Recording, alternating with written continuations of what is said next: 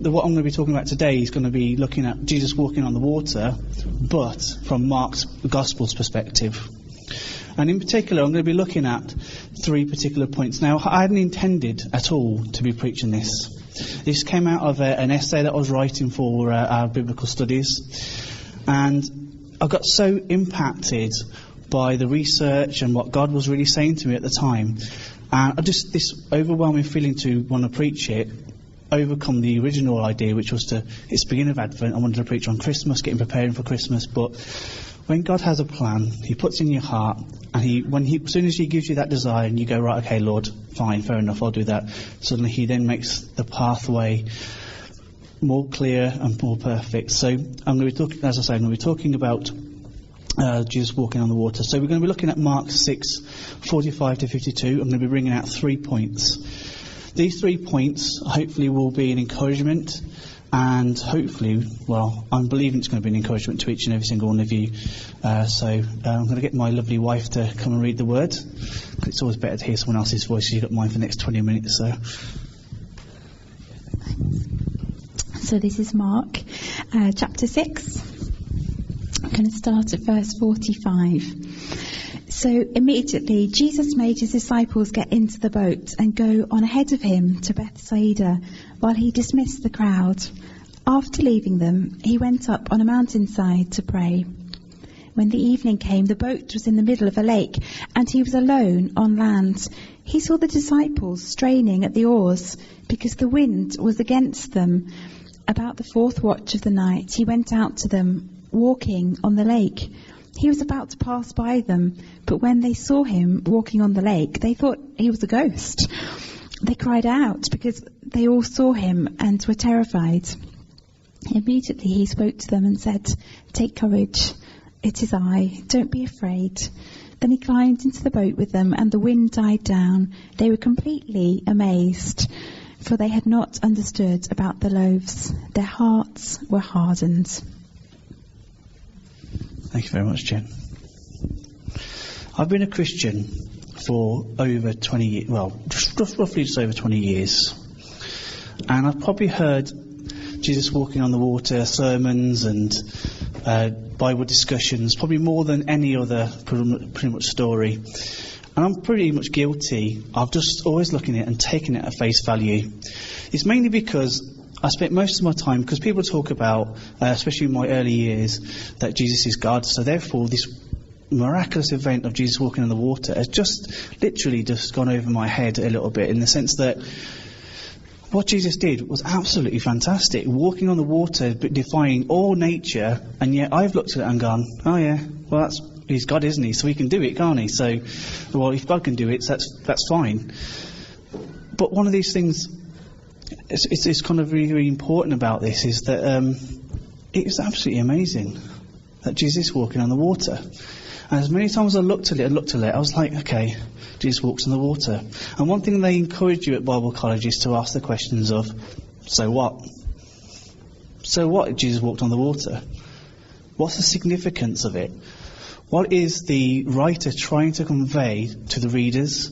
And what is the Holy Spirit trying to reveal to us today, that we can make some revelation of it, that we can use it in our everyday lives? So I've given it very little thought until I had to do this essay. And God just brought these beautiful gems out of the text that I was just like, whoa, Lord, I can't believe you did that. Oh, I can't believe you've done that. And so I want to reveal them today. Mark was writing to the Roman church, the church in Rome. And these are a group of people that were both Jews, and they were all being Gentiles, part of their congregation.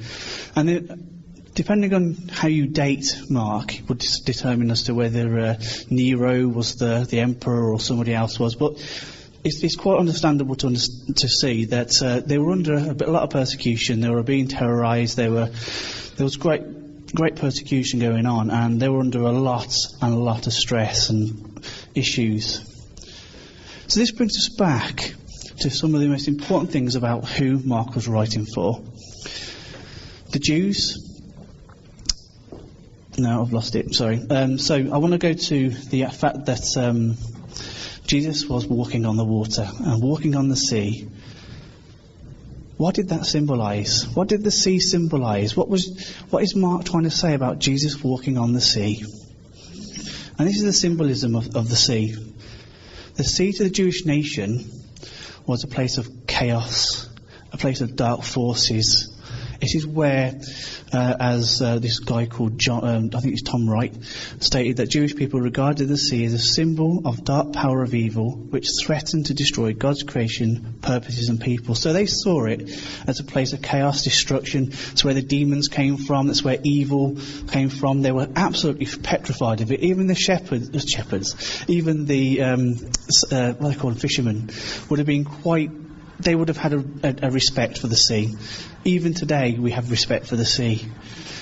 And even the Gentiles themselves, those who lived in Rome and in Greece and the like, would have also still revered the sea. They would have seen it as, again, as a place of chaos. They would have seen it's where sea monsters come from. It's where evil came from. It's where God, or their gods, would have brought about vengeance upon them had they strayed from their paths. And so here we are. Jesus is walking above that water, above all that chaos, above all that frustration, above all their persecution, above everything that they're going through, because that's exactly what Mark is trying to get to, the point that this water might symbolise this sea might symbolise that, but Jesus walks above all those situations. He walks above all those scenarios and things that might be going on out in their lives, and all their fears, all their worries. He walks above them all because he has power and authority. There's something Mark also is making a very strong symbolism back to the Old Testament. In the books of Psalms and in Job, it's only God alone who can walk on the waters. Only he has authority over the waters. I've got a little quote here. It says, the significance is that Jesus acted in divine power and authority as God himself, just like the Old Testament references, as I've mentioned before, that describes God's deliverance of Israel in a poetic language, pictured in God's commanding the sea as if they were alive. So there he is. He's walking above it. So the storms would have been blowing, and he's still walking above them, and he's heading towards his disciples. But what about us? What about you and me? We all have worries, we all have strife. We all have had these difficult times. We're coming up to Christmas now, where it's a bit chaotic, and what shall I buy for my auntie? What shall I buy for my mum and dad? What shall I buy for my brothers and sisters? And I've got too many of them. And every single time it comes to a point where it's so easy to get distracted. It's so easy to take our eyes off Jesus. And so I'm going to do something here and bring a bit of Matthew into this, because that's where we have the story of Jesus commanding Peter to come to himself. And he walks out of the water and he walks on the sea, and the scripture is very, very clear. He's walking on the water. Having been commanded, he's walking on the water. And just as he's starting to really take in the elements and think, oh my gosh, this is too much pressure, or he starts to sink. And he says immediately, and it's the word there that's really important for Matthew, is immediately Jesus took him by the hand and raised him up. And the same with us. If we walk in faith, if we go out and we walk on the water, if we go out and we hand our worries and our strifes, our bosses might be giving us a bit of a hard time at the moment. Essays, especially at the college, they come quick and fast. And when you got rid of one, you've got another one just looming. And then when you've got that one, you've got another one. And by the time you're absolutely exhausted. But it's so easy to take your eyes off where God is saying and what God is saying to you. But the most important thing is God is in this with you. If you just call upon him, if you just see him and look up, Jesus is there. He's there to take you through this whole process. And that's my first point. Jesus is with us. He walks above our chaos and our issues. No matter what we're going through, Jesus is there with us.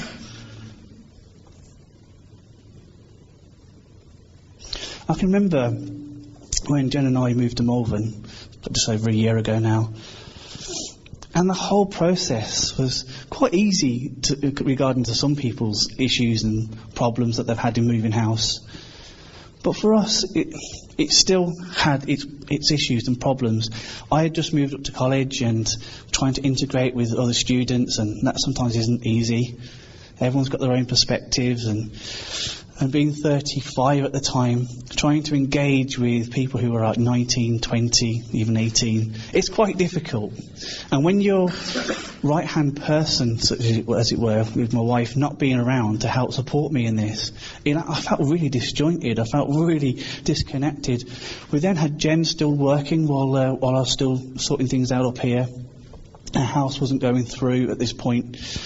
And we were just living by faith. We were just thinking, Lord, you are going to do this, because we've also got Ellie to look after.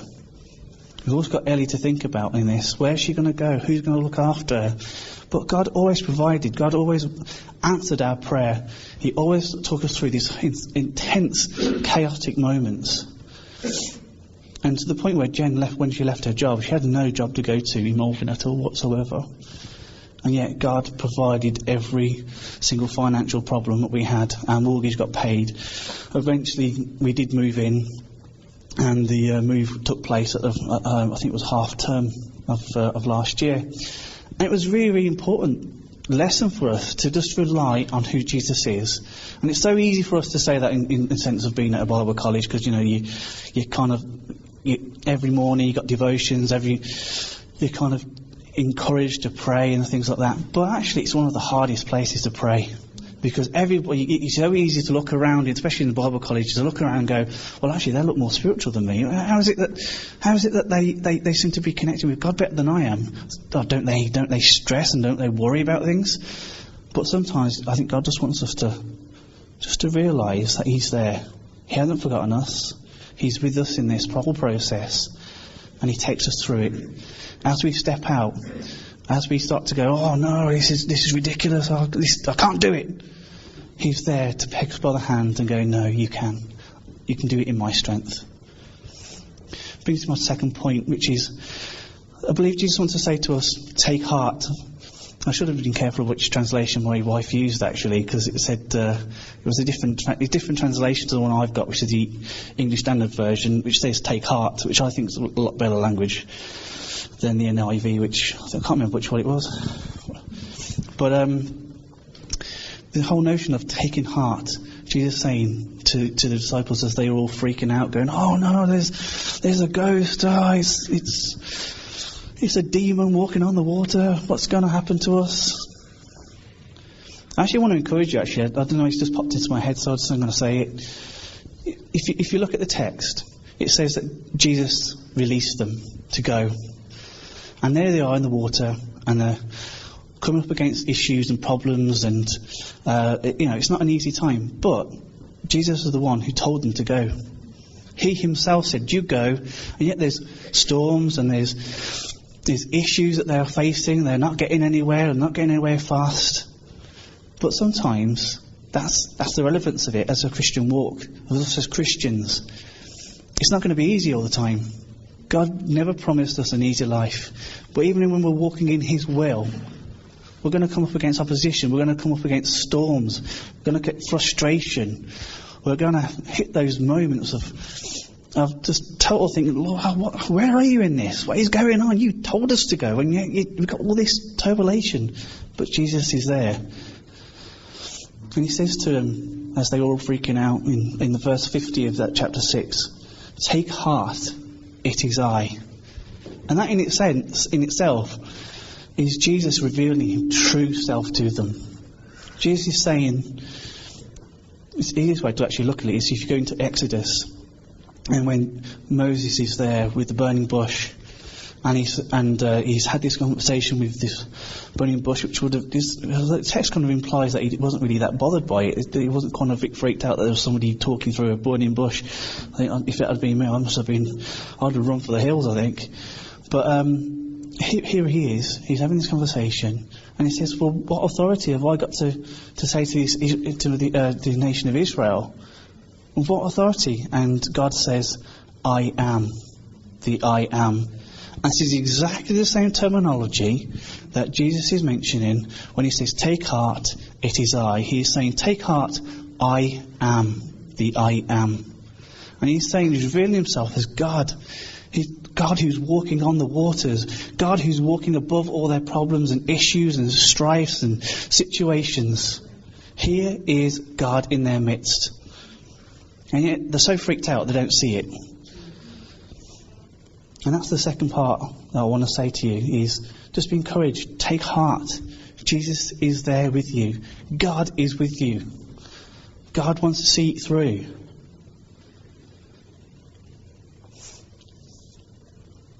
As I was thinking about this, I think it's called, especially classified as a poem, I guess, but ever heard the Footprints in the Sand? I'm going to read it anyway, because there's a lot of people, it might be a bit of refreshing. And just hopefully to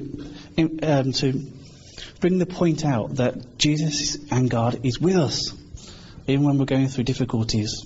It says, one night, I dreamt I was walking along the beach with the Lord. Many scenes from my life flashed across the sky. In each scene I noticed footprints in the sand. Sometimes there were 2 sets of footprints. Other times there were only 1 set of footprints.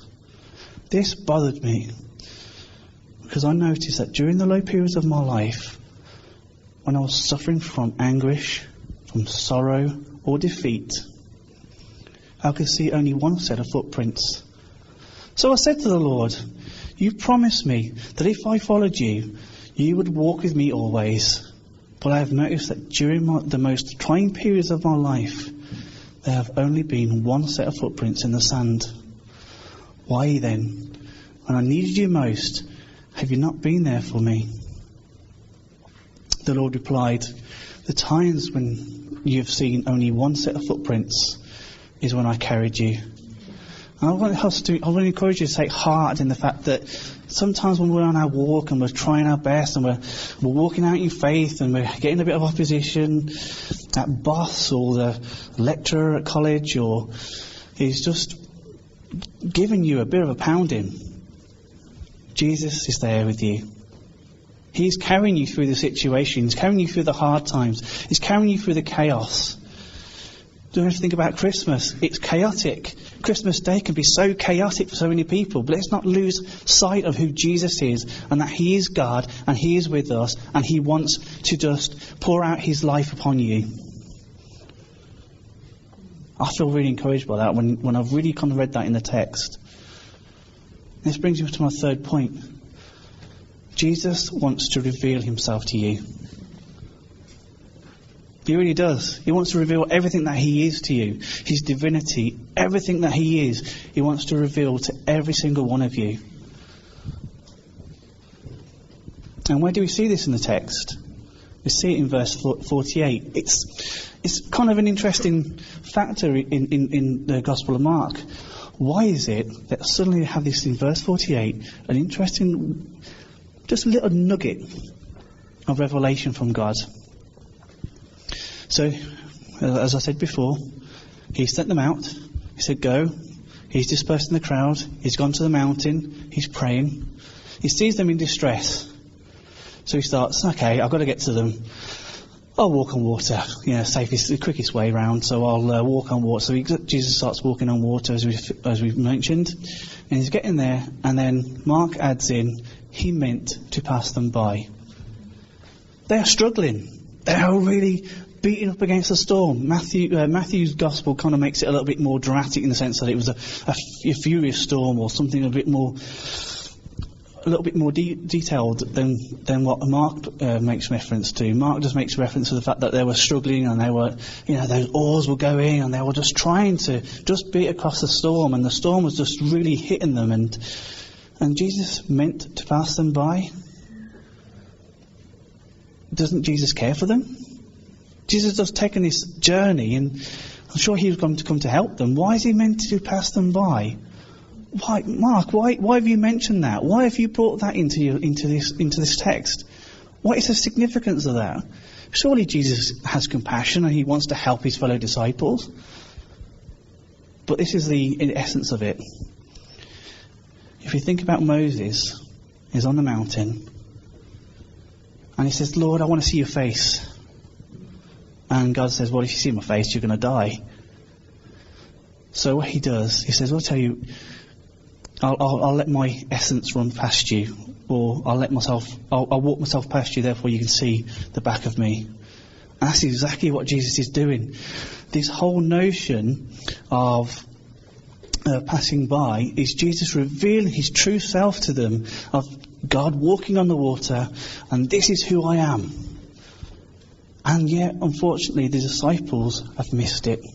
The disciples have hardened hearts and can't see that Jesus is walking on the water, walking above their chaos, all their frustrations. He's walking above everything they can possibly think of, all their storms and all the issues in life. They've not quite seen that he's actually God walking on the waters, and the terminology he would have used, which is I am the I am. And yet they've failed to miss the last point of him revealing his true self to them. And I would encourage you, let us not have hard hearts, to see that Jesus is in our every situation. Even when we're going through hard times and difficulties, he's there. He wants to encourage you. He wants to, as we walk out in faith, he wants to carry you. He wants to be there in every aspect of our lives. So I'm going to conclude with this. I'm just going to have to reiterate all this again, because I think I need to just hammer the point home. Regardless of our worries, our issues, our strifes, there might be prayers that are just not being answered, but Jesus is with you. Through all your issues and problems and all those situations that you just can't quite explain as to what's going on, Jesus is carrying you through those difficulties. And Jesus wants you to take heart and know that he's there, that he is God, that he's walking on the waters above all these situations. And he's there for you. He loves you. Don't let the worries and fears of this life stop you from seeing Jesus. Stop you from seeing the true God who wants to reveal himself. Now, I don't know if this message has spoken to any of you or has really struck a chord, or kind of easy for me saying guitar, as a guitarist saying strike a chord. But if it's really resonated with you in your heart and you want prayer, there's people here who want to pray for you. We're a family here, and we want to step. What's the word I'm looking for? We want to stand with you. So if you've got problems or issues, I'm sure we've all got worries and issues. I'm going to get Jen to play a song for us.